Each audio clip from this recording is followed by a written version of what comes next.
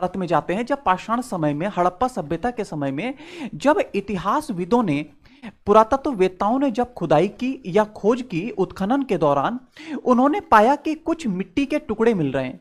उन मिट्टी के टुकड़ों को उन्होंने सोचा कि ये तो मिट्टी के टुकड़े हैं, ये कोई बहुत बड़ी बात नहीं है, इसका कोई खासा महत्व तो होगा नहीं हमारे इतिहास जानने में। लेकिन सबसे पहले फ्लिंडर्स पेट्री फ्लिंडर्स पेट्री नामक एक इतिहासविद थे। उन्होंने मिस्र के उत्खनन के दौरान, जिस समय वो मिस्र में उत्खनन कर रहे थे, इजिप्ट मिस्र में, उस समय उन्होंने इसके महत्व को समझा। उन्होंने बताया, देखिए, तो हम क्या पढ़ रहे हैं? सबसे पहले हम लोग पढ़ेंगे मृदभांड।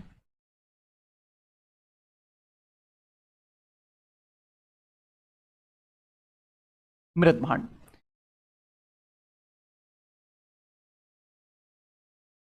मृद भांडों में सबसे पहले जो मृद भांडों के महत्व को समझा वो थे इतिहासवेत्ता फ्लिंडर्स पेट्री।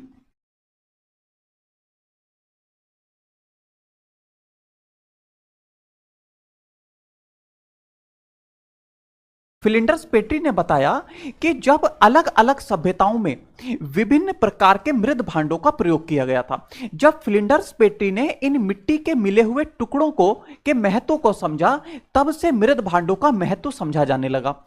और तभी से लेकर विभिन्न सभ्यताओं में जिस जिस प्रकार के मृद भांडों का प्रयोग हुआ, उसका लगातार इतिहासवेत्ता अध्ययन करने लगे। ठीक, तो आपके एग्जाम में, पीसीएस तक के एग्जाम में, ये क्वेश्चन बहुत इंपॉर्टेंट हो जाता है कि मृद भांडों के महत्व को सबसे पहले किसने समझा था?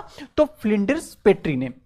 ठीक, आगे हम देखते हैं। और ये कहां पर इन्होंने सबसे पहले, जब ये मिस्र का उत्खनन कर रहे थे, मिस्र में उत्खनन के दौरान इन्होंने मृद भांडों के महत्व को समझा था। दूसरी बात, अब हम आ जाते हैं भारत में।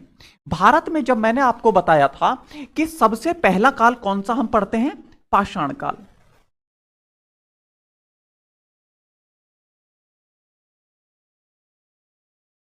पाषाण काल का समय कितना रहता है?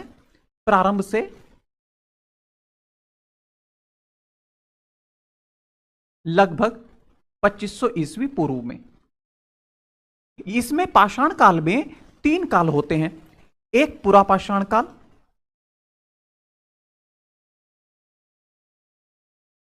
एक होता है मध्य पाषाण काल,